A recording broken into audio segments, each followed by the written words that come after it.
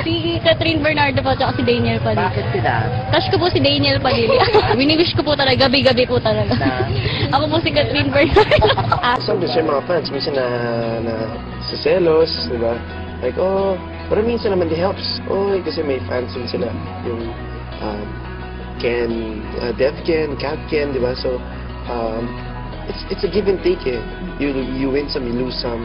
At ngayon, ang dalawa sa pinakamaiinit at pinakainaabangang tambalan mula noon hanggang ngayon, ang bagong kinakikiligang tambalan.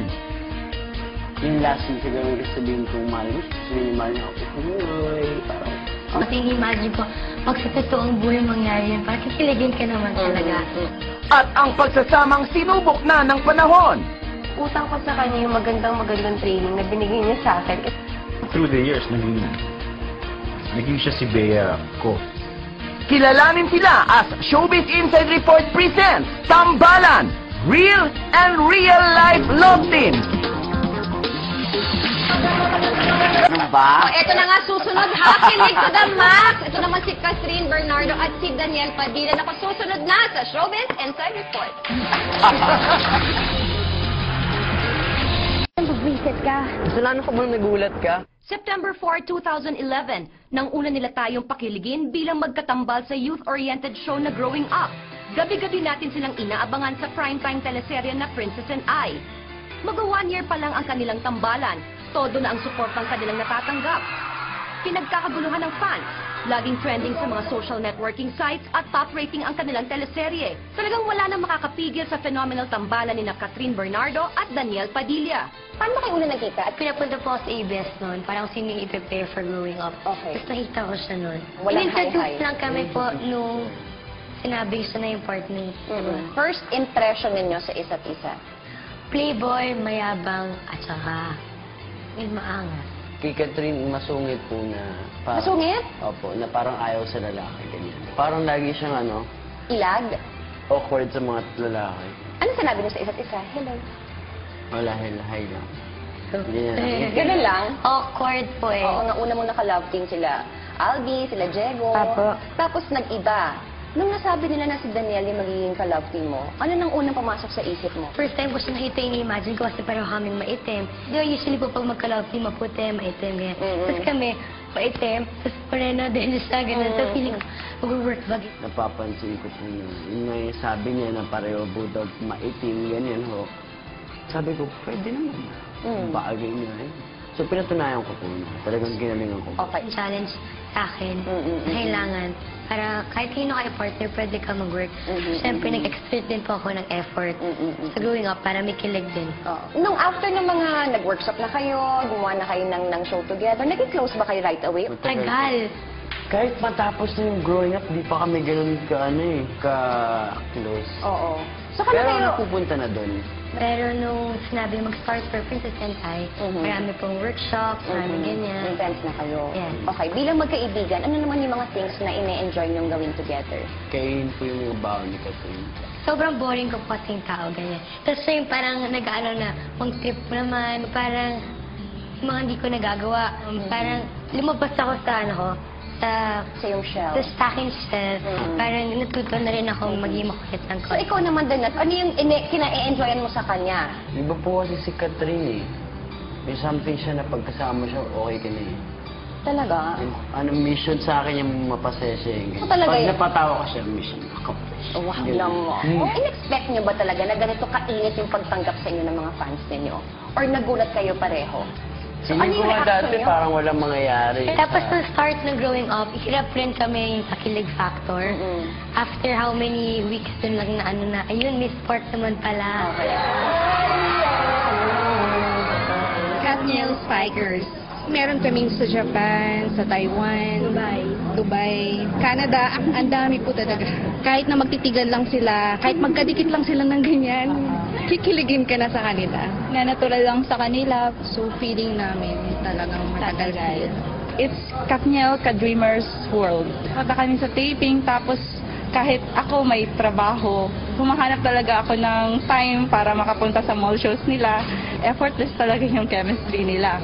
Grabe yung mga fans niyo all over. Overwhelmed ba kayo? Sobra ba kayo Opo, talaga grabe natutuwa? kasi talagang kahit simpleng bagay lang yung gawin kasi kahit alalayan ko lang ng konti talagang tontuwa na sila.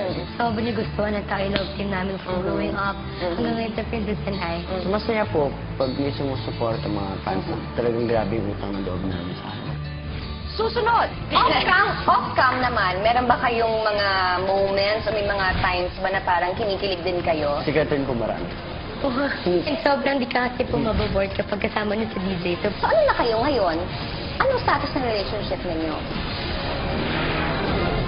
Success ng Katniel Love Team, kinakikiligan hindi lang ng fans, kundi maging ni Catherine at Daniel mismo. O kaya ba gumagawa kayo ng mga kilig-kilig scenes together? Kinikilig din ba kayo? kinikilig ko kasi imagine ko pag sa totoong buhay mangyari yun, parang kikiligin ka naman talaga. Tapos pag si DJ pa na parang sa kanya yung mga tingin niya na pag yung sa girl, parang totoo mabibigyan mo reaction and emotion talaga. Kasi madali lang ka-work sa DJ as a love team. Magaan. Ikaw din kinikilig? At di po ako kinikilig. Wow! Sorry. Hindi mo po kilig, pero ano po, Hindi ka kinikilig? siyempre hindi po kilig.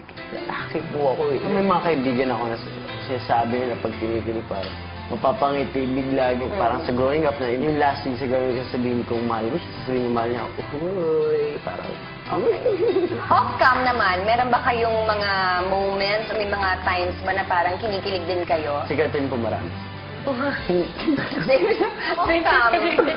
Matatouch ako sa ginagawa niya. Yung simpleng pag naka-heels, hasap or kahit saan.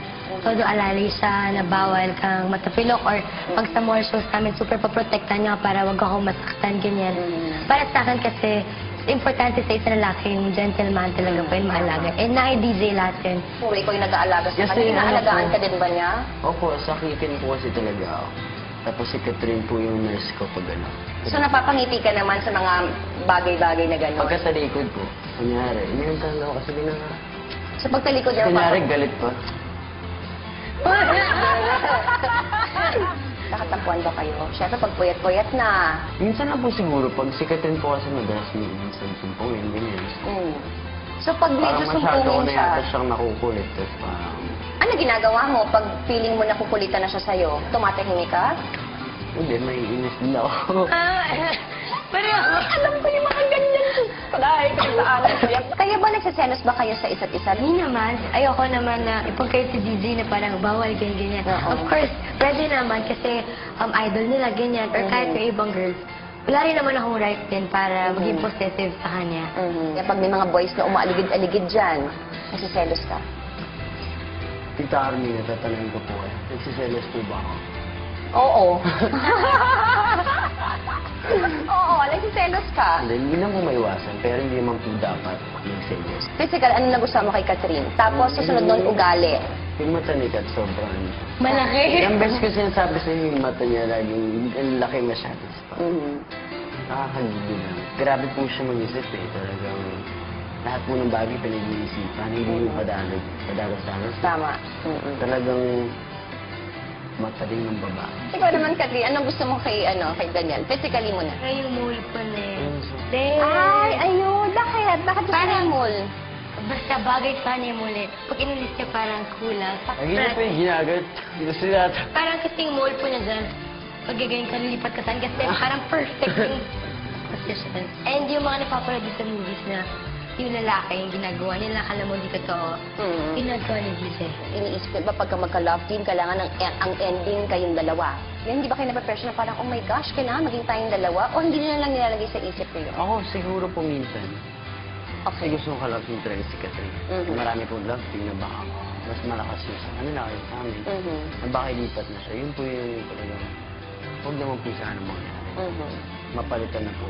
May pressure ako na andun sila na in-expect nila kami talaga yung ganyan na, ganyan. Oo. Pero parang hindi ko na rin po masyado iniisip kasi ayoko muna rin isipin masyado pa maaga sa ngayon.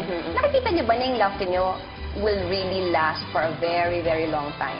Mahirap po magsalita. Pero Siyempre, tatrabahuin ko naman. Mhm. Nasa amin naman po din yun. At nasa fans din. Yung sa mga fans, yung pagpupunta ng taping, pakita mo sa kanila kung gano'n mo sinappreciate. Tapos pag sa on and off cam, ang tama ginagawa na feeling ko, supportahan nila kami sana po. So, hindi mo lulukoyin yung anak niya. Hindi po, papakasalan ko po anak. Ay, oo, ayun naman to. O, ngayon magkaharap na kayo. Ganun pa rin ba? Papakasalan ko na po ba? Hindi naman ngayon. Hindi na muna. Sandali, hindi na muna. Not now. Gusto Hindi, mo joke lang makapalit ka po ng yun, mga joke. magulang mo. Hindi pa Joke lang. pwede. Si Catherine po. Siya, pwede na po siyang, pwede mo na siya ma-imagine na kasama mo sa buhay. Kasi mahilig po siya sa mga design ng bahay. Ah, Yung okay. talaga mga dream house ganyan, na mga salas. Tignan ko. Sige, swerte pa rin ang ginawa natin. Wala namang malis doon. Pero minsan, ang sarap lang mag-isip ng ganon. Hindi ba pumapasok sa isip mo? Of course, minsan naiisip ko, lalo lang nakita ko kung gaano siya kapait sa mga kapatid niya po. Sa mga younger sisters, na makita mo na, di ba, paano po pag yung anak niya, siguro super protective niya, and sa akin, first minsan naiisip ko rin yan po. And sobrang di ka kasi po maboboard kapag kasama niyo sa DJ. So, pwede mo siyang kasama kahit ano kagad. Okay. So, ano na kayo ngayon? Anong status ng relationship ninyo? Still working on it. Wow! Joke lang. Ano? It's complicated. It's complicated. Kasi parang feeling ko, swak na swak kayo sa isa't isa. Hindi naman. Okay naman yung mga magulang mo sa kanya, okay din naman yung mga magulang niya sa'yo.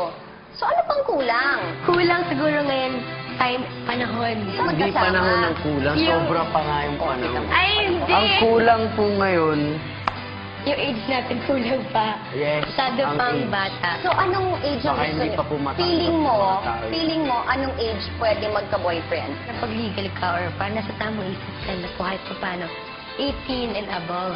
So, medyo matagal ka. Matagal pa. So, mag-antay ka? Okay po. Steady ka lang. Steady lang po, dito. Steady ka lang. Message na lang ninyo para sa mga fans ninyo. Gusto talaga namin magpasalamat po ng sobra sa pag-suporta niyo sa amin, sa mga nag-tweet, sa mga pupunta sa mga mall shows namin, sa mga tips yung binibigay nila, super na-appreciate namin po. Ano naman ang gusto mong sabihin kay Catherine? Maraming salamat. Ay, naging inspirasyon ko po si Catherine. Nasanay ka na sa kanyang ganyan? Na-awkward na nga po ako Okay. eh. Nagaganyan. Ay, ko po siya ginaganyan, kunyari. Oo, hindi mo na alam kung seryoso siya o hindi, no? Yun.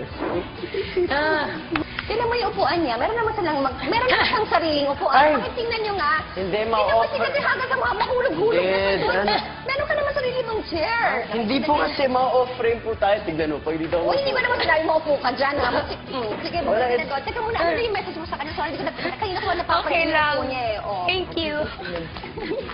So, hindi ko mapigilan talaga. Okay. And thank you sa lahat ng pag-aalaga.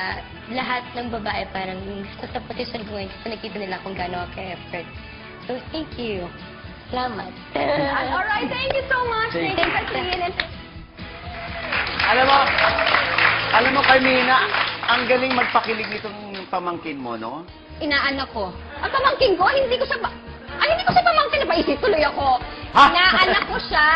Ay, pamangkin pala nung ex mo, sorry. Oo, inaanak ko nga siya. Oo, inaanak mo pala. Ang cute nilang dalawa. Tapos yun nga, sabi ko, parang napa-flashback ako dati ng mga teenagers ako. Oo. Yung mga, basta they're very comfortable with each other. Sabi ko nga, yung upuan na nga nila, kung napansin nyo nga, si Daniel nandun na sa halos upuan ni Catherine. Ang cute lang. Oo nga. Ang cute lang nila. Ito yun nga lang ang nakakatakot dito sa love team na to kasi sila yung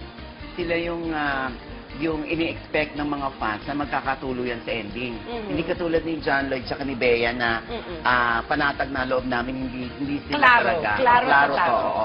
Eto, pag may na-link na iba sa kanila, aawayin ng karamihan sa mga fans. Hindi naman siguro. Hindi ko naman nilalahat sa mga fans. Oo pero naman. karamihan, kasi ito na nga yung Kasi die sinuhubog hard nila talaga. yan eh. Hindi, para sa kanila, ideal itong dalawang magkasama eh. Kumbaga But they do look very cute together. Hindi, kaya nga, silang dalawa lang. oo, kaya nga siguro man ng Joey parang, syempre alam nila na mga bata pa sila pareho, kaya siguro ini-enjoy muna nila yung yung ganitong time, itong moment na ganito, yung ganitong sitwasyon nila, ini-enjoy Saka muna ano nila. rin, kaya tinan mo lutang na lutang ang kilig kasi alam mong may gusto sa isa't isa. Oo nga. Pero hindi pa pwede. Oo. Masyadong Right age, bata. right Oo, age. oo. Lalo na si Daniel, talagang pakakasalan na si ano. Hindi mo yan sabi. Oo, nakakaloka talaga yung bagets na yan. Agad-agad, ah. Oo, right away. Kaya nga nag-trending. Nag-trending, nakakaloka. Ito, Kasniel on SIR Tambalan, tapos Kasniel. Number 2 worldwide yung Correct. Kasniel. At si Daniel Padilla trending worldwide. Worldwide. Nakakaloka! Grabe. Oo. Thank you so much sa lahat na nanood.